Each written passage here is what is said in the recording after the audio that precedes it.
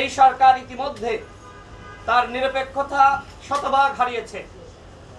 কারণ ডক্টর মোহাম্মদ ইউনূস নিজেই বলেছেন ছাত্রদের একটি দল দরকার এবং আন্তর্জাতিক গণমাধ্যমে সাক্ষাৎকারের সময় সেই দলকে তিনি অগ্রিম শুভকামনা জানিয়েছেন।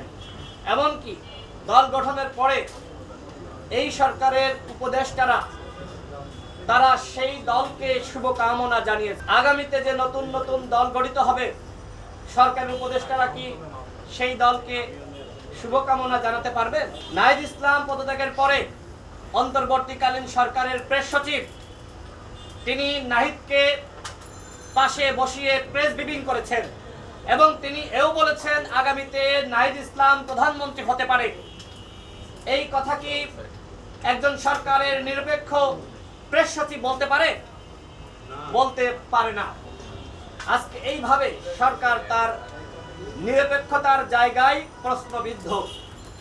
এই কারণে আমরা দাবি তুলছি যে ডক্টর ইউনূসের নেতৃত্বে এই অন্তর্বর্তীকালীন সরকারের উপদেষ্টা পরিষদ পুনর্গঠন করতে হবে। প্রয়োজনে নতুন নিরপেক্ষ সরকার গঠন করতে হবে।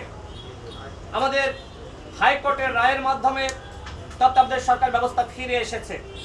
সুতরাং আপনারা চাইলে, জনগণ চাইলে আপনারা মতামত দিতে পারেন, গণভোট করতে পারেন। আপনারা ডক্টর মোহাম্মদ ইউনূসের নেতৃত্বে একটি তত্ত্বাবধায়ক সরকার গঠন করেন। সেই সরকার বিপ্লবী সরকারের আদলে গঠিত হবে। এই ঈদে জামা জুতো অ্যাক্সেসরিজের ডিসকাউন্ট। যেহেতু তিনজন ছাত্র উপদেষ্টা তারা সরকারে গিয়েছিলেন, আমরা কেউ বলি নাই, কোনো দল অভ্যুত্থানের কোনো শক্তির পক্ষ বলে নাই যে ছাত্ররা তিনজন উপদেষ্টা হবে।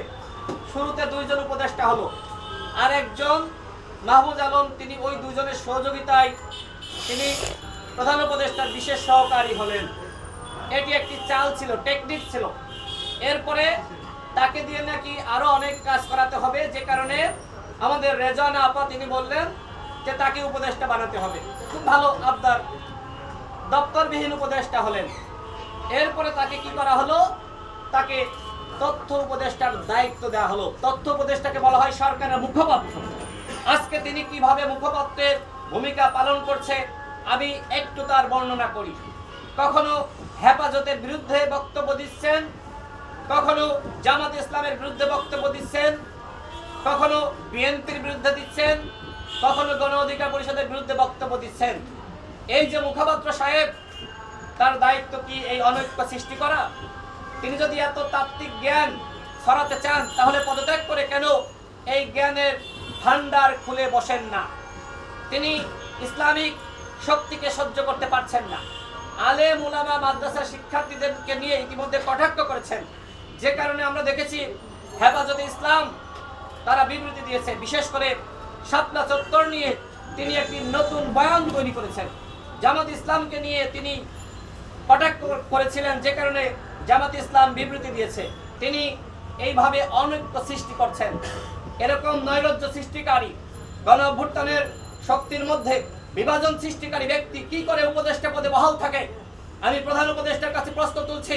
তিনি আজকে জাতীয় ঐক্য সংহতি পুরোপুরি ধ্বংস করেছেন। একমাত্র ব্যক্তি হিসেবে যদি কাউকে দায়ী করতে হয়, আমি মনে করি মাহফুজ আলম তিনি একজন বিতর্কিত ব্যক্তি। এরকম বিতর্কিত ব্যক্তি কোনোভাবেই তিনি এই সরকারের উপদেষ্টা পদে বহাল থাকতে পারেন না।